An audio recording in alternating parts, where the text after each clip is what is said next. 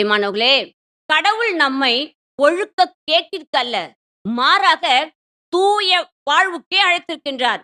நாம் தூயவராக வேண்டும் என்பதே கடவுளுடைய திருவுளமாக இருக்கின்றது. ஆகவே கணவனும் மனைவியும் ஒருவரை ஒருவர் மதித்து நடக்க வேண்டும். கட்டுக்கடங்காத பாலுணர்வுக்கு இடம் கொடுக்கவே கூடாது. கணவனும் மனைவியும் ஒருவரை ஒருவர் தூயவராக கருதி பரிசுத்த குடும்ப வாழ்வு வாழ வேண்டும். சந்தேகத்துக்கு இடம் கொடுக்கக் கூடாது.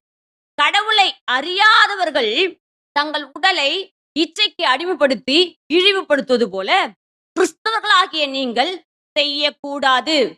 கட்டுக்கடங்காத காமவெறிக்கு அடிமைப்பட்டு போகாதபடி ஐம்புலன்களையும் கட்டுப்படுத்தி ஒருவர் ஒருவருடைய உரிமைகளை மதித்து வாழுங்கள்.